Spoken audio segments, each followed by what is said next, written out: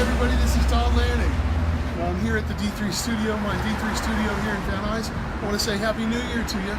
We're just wrapping up a class and I want to introduce you to the students and show you the work that we did this week. Come on in. Go ahead. Lock this door.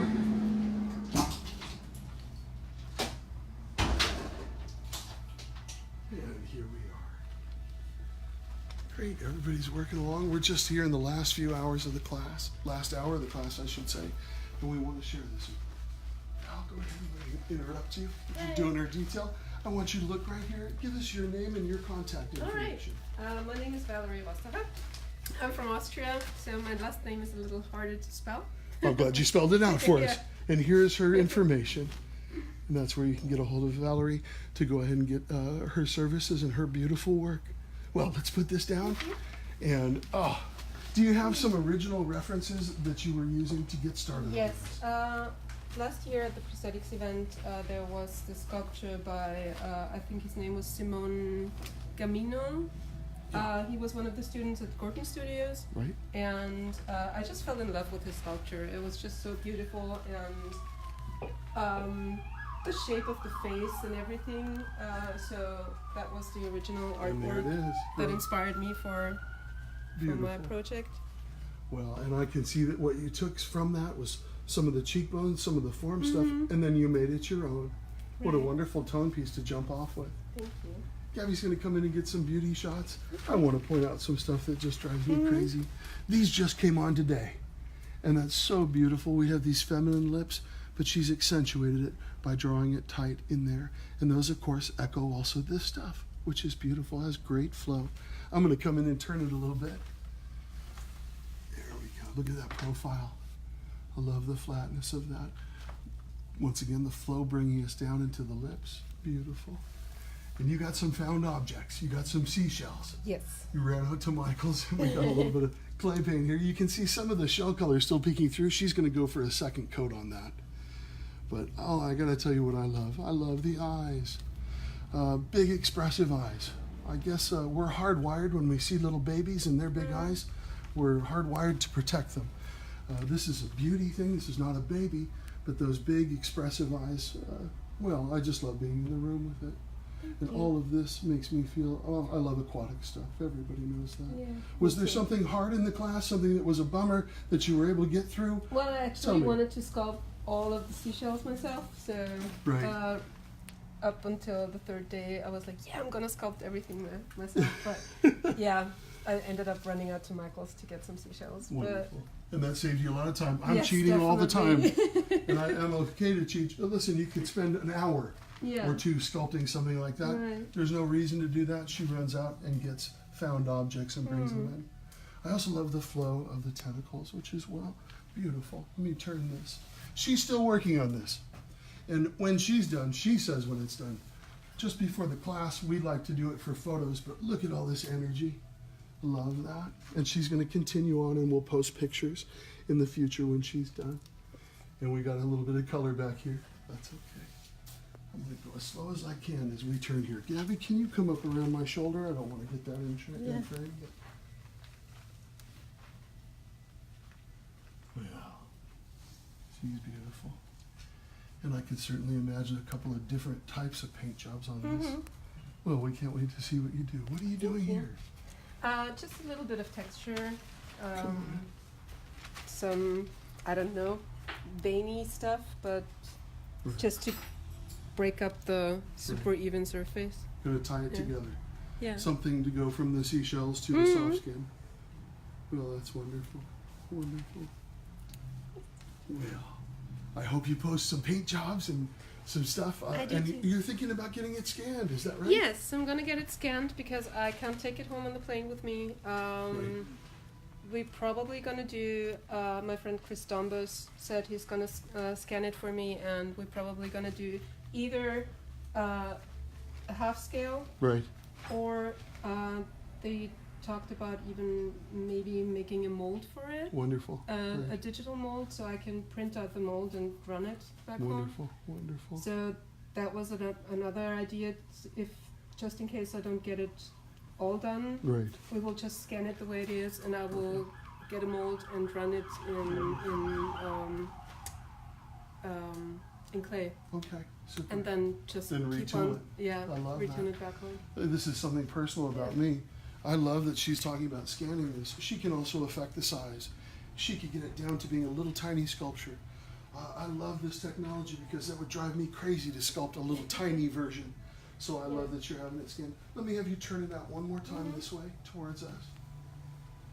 Oh, well, that's wonderful. And well, we're going to follow you, and you'll be back home in Austria soon. And I just appreciate you coming out. We had a great time working with you. Absolutely, absolutely. Beautiful character. I love these things, and to see how I feel being in the room with them. Here's an amazing thing. I want to share this with you. Go ahead and say your name loud and clear into the camera, and also give us your contact information. I'm going to move this. Yeah. I'm Chase Styles. My Instagram is Styles Vision. It's kind of just about me and the characters that I see and my perspective on characters. Yeah, this is the Sasquatch I started. Cool. In the beginning of the class, I kind of wanted to do a Yeti Sasquatch character, so I could do different paints. I want to do one that I call On Ice. It's going to be like a more of a Yeti and a blue. Cool. White tones and stuff like that. So yeah. Yeah, right on, right on. Well, I love blue skin characters, obviously. I don't know what it is. Cool colors, something about that. Now, the light that you sculpted in is just coming over his shoulder. So, Gabby, I'm going to have you come around here, and we're going to turn towards the light that you were working on. And I'm going to have you come out this way just so we can do this here. And I'm going to take some time. He just came on with the hair work today. Yeah, he's got great energy. This is in process. When he's done with it, he'll post some pictures in the future. But boy, the thing I want to tell you about, the hair is exciting and just came on today, but look at all these soft forms. The thing I love is the softness. He's looking at shadows, and you can see the shadow work that's going on here. How long have you been sculpting? Just about a year. Just about a year. Well, needless to say, this is a wonderful, wonderful sculpture, and I so enjoy the shadow work. Here we were talking a little bit about Rick Baker and some of his simian stuff, and not the power of the X, but little upside down Ys that you can see in Harry and the Hendersons, and you can see in a lot of Rick's work. We love that, and we're fans of our community and the artists. We also were talking a bit about Norman Cabrera and a few of our other heroes and referencing their pictures. Can you show us some of your reference pictures? Yeah, of course. Please take a time and bring those up. Let's see what your main references were. You can bring them close up to Gabby's camera. This was a Sasquatch that I found from Jacqueline's Beef Jerky. That was a makeup that was done. This is a small maquette done by Jordu. Same thing. It's got a lot of hair flow in it as well. A lot of strong forms in there. This was very important as well as the skull structure to bring out and have a mix of kind of the simian and the human form in there. Perfect. And then I think I got one more, which is this one. This was a big Yeti. I'm not sure what this was from. Right. But that's also inspiring as far as paint as well too. Yeah, what attitude in the brow. Yeah. Really cool. Absolutely. Well, with good references. You know, this is how we learn. We look at the work of our heroes, we see what they did, and we see how we can emulate what they did, but then also make it our own. Was there anything really difficult to deal with on this? I think it was finding the balance of the mouth size. Right. How to it started off very skinny down here. Right. And decided to kind of beef that up. Right. And I think it really fits a lot better now. It gives you more power. Yeah. Leading with the jaw. As well as a nose decision. I didn't want to go completely ape with it, but Right. giving it a nice human nose, but making it nice and broad as well. Right. The profile is banging. You can really see the nose there on the profile as well. And the expanding of the jaw. The first couple of days he did have a smaller jaw. And then you came to it, you're like, I'm going to go for it. I'm going to make it bigger. And he ended up getting a larger lower lip out of the deal just by expanding the jaw. He had more canvas in the lip area and took advantage of that as well. Yeah, that was something I've never really done is playing with expression. And you helped me a lot with the expression too, and how important that is. Well, you certainly got it. You got a lot of anger in the brow, which is fantastic. And once again, with those references, and with introduction to new tools, a little bit of rubber tip tool, Yeah. and also conversations about cutting the bellies out of wrinkles, which Absolutely. comes into, compression. The study of compression is really, it's part of the adventure. And to sit there and brainstorm. You know, it's important that we're able to brainstorm with our coworkers and our friends. And I gotta tell you, I didn't do much with Chase here. We really just came over and talked a bit, and this is really all him. I showed a few tools maybe, but it was through conversation and through talking about what was gonna happen that, I was able to contribute a little bit, but this is really his work. And Gabby, I just want you to take some beauty shots and go side to side. I do want to aim it towards the light a little bit more, so if you want to come back over here and pick up some detail shots in the face. Also, he ran out and got some eyeballs, which is always a good decision. I love teaching everybody how to sculpt eyes and what have you, but here he went in and got some great eyeballs. We got plastic over the eyeballs to protect them in the mold making. But they're gorgeous. And what was the company name again that does it? Fourth Seal Studios for motion picture. Fourth Seal. We love your work, guys, and we often go over in our classes and pick up some beautiful eyeballs for this purpose. Yeah. That was the first time doing eyes, and I feel like it really helps see out the character from early on, too. Yeah. Well, mixed media goes a long way. Absolutely. Well, once again, you're going to keep on going. Our class is coming to an end. We're going to take some still photos, which is really important in the class. But he's going to keep on going when he goes home, and he'll post some pictures, and we can't wait to see what you do. Of course, I hope that you mold it and maybe bring it to one of the trade shows. I always repeat myself, but I love it if you mold it to do 2 or 3 different paint jobs. You mentioned the blue. Absolutely. Obviously, I love that because I love the cool colors, but it's great to do a few paint jobs and see what paint jobs your friends like, and that can kind of become the hero, and you go from there. But beautiful work. Definitely. Thanks, Don. I appreciate you. I had a great week. Yeah, it was a lot of fun. Absolutely. Right on. Come on around, Gab. I knew you were going to come in here. Oh, nice one. Robin, I want you to come in here, and I want you to look right here and give us all your contact information. Hello, my name is Robin Spihar. That's me there. So here's my Instagram, if you care to look at that stuff, and that's my email. Good, come on, Tom. Great. Perfect. There you Perfect. I'm going to walk in front of you for a second, and I'm also going to turn this while we're talking. Robin, tell us about your inspirations. Where did you start to think about this character? I think the starting point was the Alien 3 sculpt, just the more sort of sinewy aspect of the Alien 3 stuff, where it kind of departed a little bit from the original, more kind of hosey looking kind of Giger tube stuff. Wonderful. Because all my work up until this point tends to be a little rigid and not terribly sinewy. So the first references, I think, were the behind the scenes Studio ADI sculpt stuff, the wet clay figure, the beautiful thing that they did there. Yeah. And then looking at a couple other, super duper talented sculptors out there. Yeah. The kind of stuff that you look at that is both inspiring and discouraging at the same time. Yeah, I know the it's feeling. Just so incredibly good, but those guys would be. And this is a great note to everybody out there. The people that are better than us, we use for inspiration. It's like food for us. We see their work, and it helps our work and informs us. There's always going to be amazing artists coming out, and we draw inspiration from them. Can we do what they do? Yes, we can. Absolutely, we can, by emulating our heroes and studying. And in this case, God, I just love this angle. I'm going to turn this in here. Stay right there, Gabby. Look at the hard part. Look at the bone part. And how we go to a different topography. Here, this is more soft, sinewy, that leads into kind of, I want to say, a brain bud, if you will. That's probably not the greatest, but this stuff is what Robin came on with.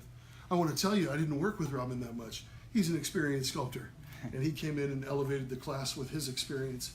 But I just want you to hang and linger on this stuff. And it didn't all happen in one fell swoop. It's my feeling that he found cool stretching, great energy in the tendon pulls, and then through sweetening and staying with the forms and working them, I noticed that you had breakthroughs. Some of the breakthroughs literally being breakthroughs on the sides of the tendon, literally. And that stuff is just so exciting. Also, about halfway through this sculpture, if you'll allow me, he had such great tension here in the neck, and it was such a great design element that I knew he could pick it up in another direction, in another way, in another area, and so he did it in here. And those tendons pull out and stretch to reach out to this carapace out here. Man, I love that. Let me give you a full profile. And this was your first time working in the wet clay. I Yeah. ask for your opinions on that. Wet. Yeah, I love it.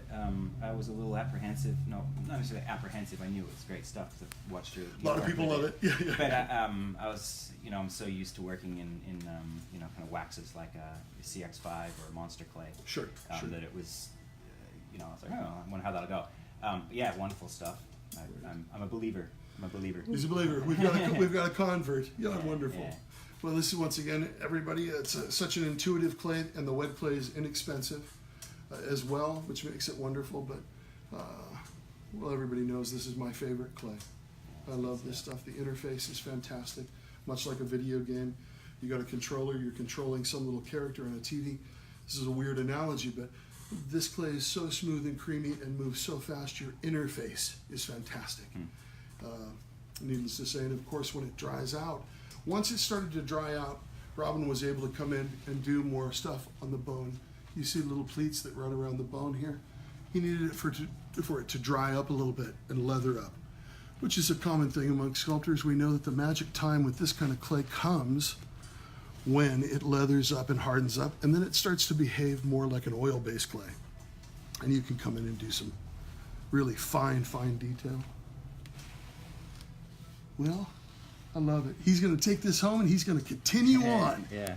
And when you go ahead, yeah. I was just gonna say I should probably mention the other references as well. Please, I want you to. Yeah. I want you to. Come on. Other great artists that inspired me this work was Amilcar Aldana Fong, who was just absolutely incredible. I can show you the pictures that we sort of looked at because he has such amazing textures. You can find him on Instagram. Where's my pictures? Oh, take your so time. nervous. No, take I'm your time. nervous. There's a camera looking at me. And when you got it, bring it right up to here.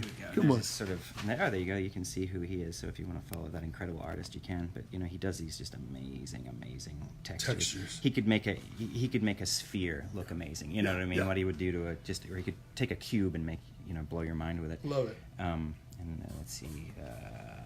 Here's another piece of his. This is a digital sculpture of his. Can you believe it? Like, look at these textures. It's just.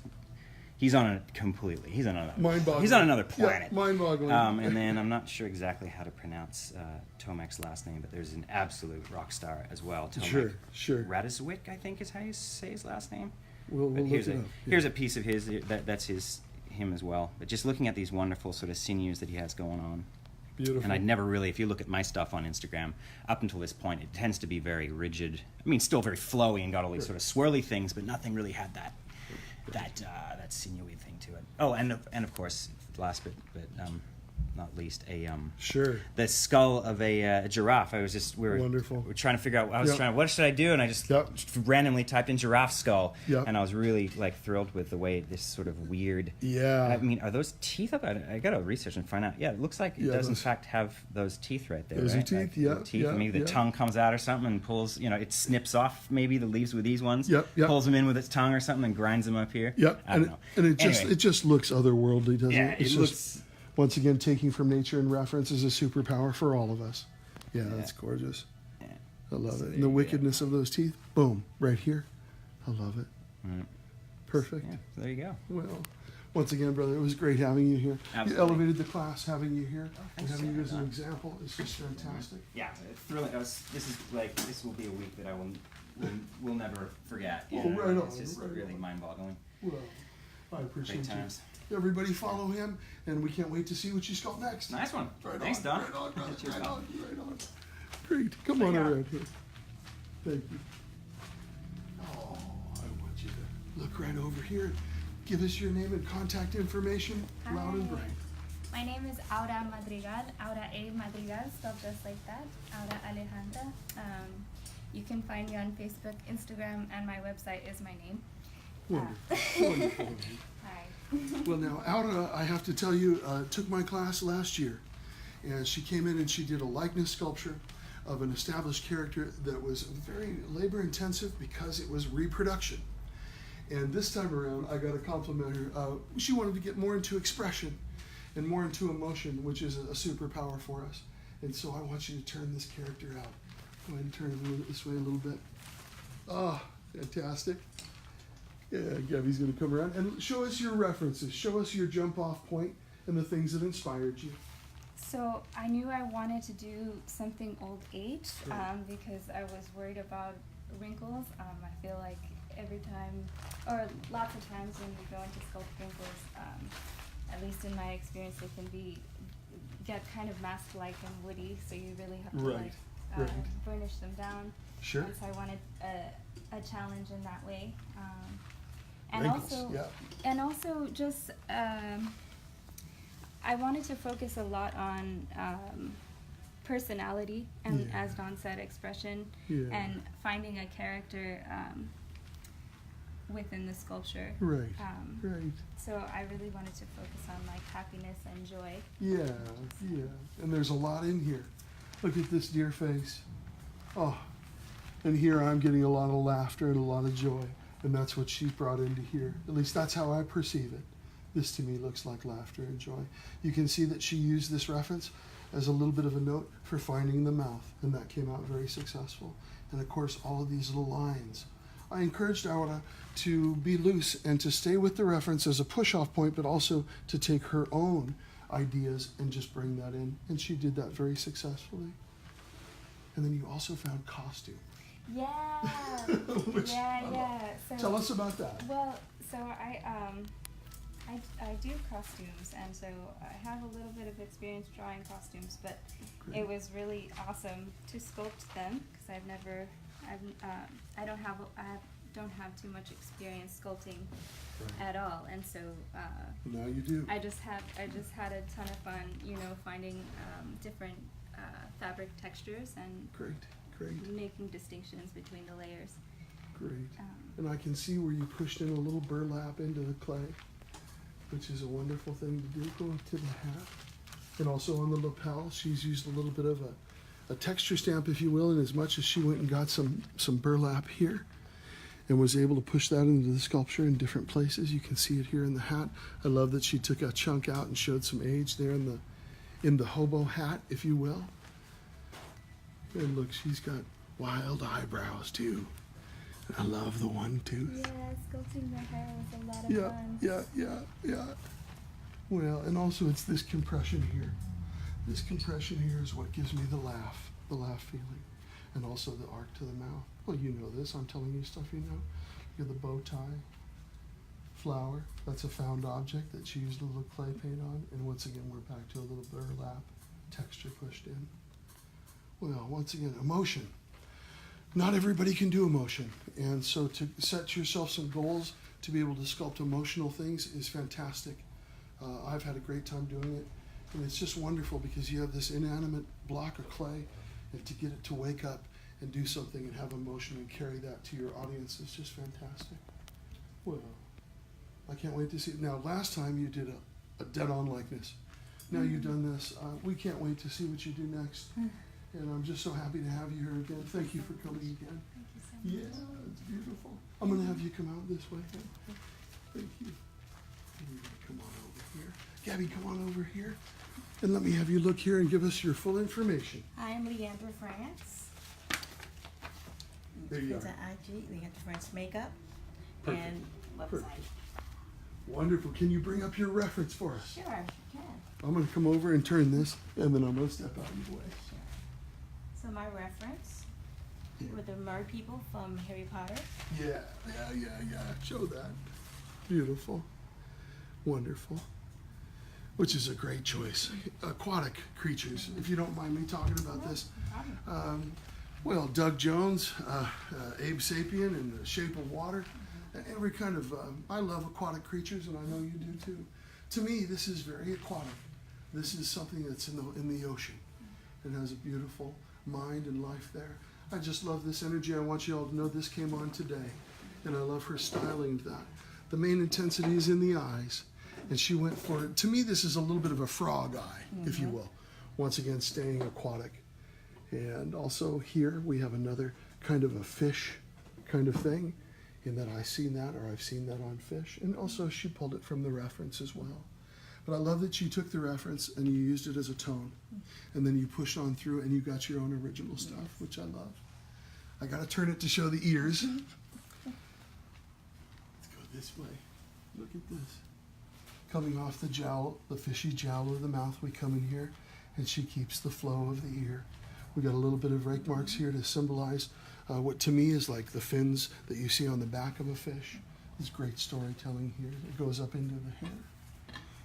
This is wonderful. We talked a little bit, and then she came on so strong with this. We talked a little bit about scales, and not necessarily reptile stuff, but I showed her a little bit more of a reptile style as opposed to a repetitive fish scale, because I find that more exciting. 92. And she got a hold of it and ran with it. Let me turn it this way. Look at that ear, see?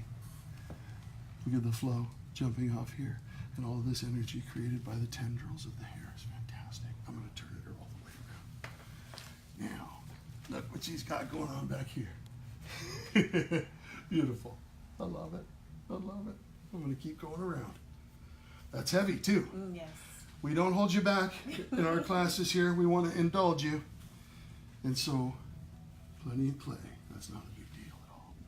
And also, I do love the sharpness of the teeth. For me, this is piranha style.